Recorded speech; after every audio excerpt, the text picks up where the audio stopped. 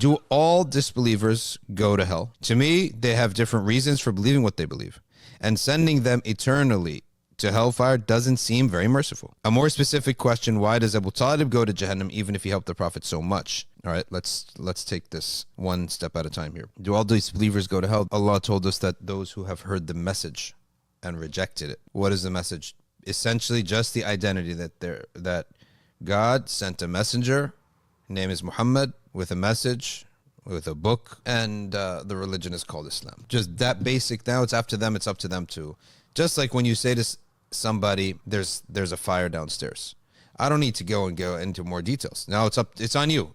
My liability is gone. Now that may not be the best dawah, but it is sufficient. Then they must be informed. There's punishment and reward in the next life. There's resurrection. Okay. So that essential message of Islam, that you're responsible in sight of God. God created you, made you, sent you a messenger, sent you a book, and that there's resurrection and punishment and reward. Okay. Because we can fathom that someone says, hey, God created us and sent us a messenger named Muhammad. If I'm someone who doesn't know about that Islam talks about an afterlife, I don't have a motivation yet. So the fact that I'm going to be judged is extremely important. And that's part of the message of Islam that we give in dawah. So that by itself, you've given the message. Now it's upon them now to research it and to look at it. Because also, you can't get subjective in this. You can't get subjective, say, okay, first of all, you have to be really nice. You got to be really smiling. Your appearance has to match the culture of that person. It's too much, right? No, you just give the message. Those who have not received any message at all, or received a distorted message like the Nation of Islam. It's called Islam. They call Allah and they call their Prophet Muhammad, but it's a completely different identity. Elijah Muhammad,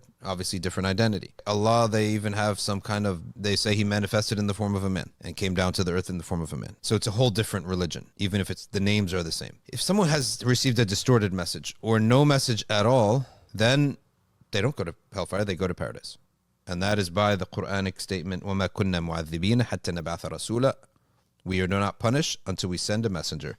And that is mutlaq. في الدنيا والآخرة.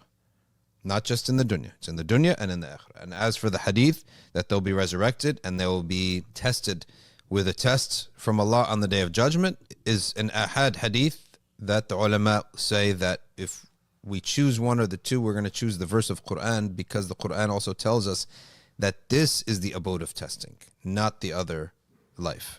The afterlife is not the abode of testing. This is the abode of testing. What do the scholars do when there's such a seeming apparent contradiction? They simply suspend it. They don't say that it's a false hadith, but they say we don't know what the Prophet meant. We don't know if there was more to it that the Prophet ﷺ said that we don't know. So that's the first question. So not all disbelievers go there, but the disbeliever has received the message. Yes, Allah tells us he's on a path to hellfire. We say this person died a death that is earning hellfire. He earns it. What Allah does with him, that's his business. But that's what he's earned. And that's the threat. That is what Allah is threatening. So I've seen the classical interpretations for this, which means he knows what I just said. He knows that. All right. But it doesn't logically appeal to me. So what would logically appeal to you? How about this? What if we said how about you stand at the gates of heaven and hell and you decide? Would you like that? Now, a lot of people, you have two answers. Either yes, I would, or no, Allah's the more merciful than me. If you say yes, I would love that, and I would put everyone in paradise, is it based on what knowledge, right? Based on what right? So the idea of I don't like something, how do you even know that heaven and hell exist in the first place, right? It's from Allah. And Allah tells you he's the most merciful and he's the most knowledgeable too. So why are you worried? Why are you worrying yourself with this issue? You don't even believe in heaven and hell except because Allah told us about this. Heaven and hell is not something you're going to think about or do some kind of demonstrative experiment to discover that it exists, like electricity. Right? You only believe in it because Allah subhanahu wa ta'ala informed us about it. Well, Allah also informed us that he knows best. He has wise purposes and he is the most compassionate. Now, when you say that Abu Talib or some non-believer who thinks that he genuinely doesn't believe in Islam and genuinely believes in Catholicism, for example, or Abu Talib who helped the Prophet, peace be upon him, so much, and you, in your conception, think that that's not merciful, that they would go to hellfire, let's look at what you actually know. What do you actually know? You only know what the person told you. You only know the outward of what Abu Talib did. Even, let's leave out Abu Talib because let's say there's aqwal. Even if it's weak, but let's say there's aqwal. So leave that out. You only know what the outward of the person.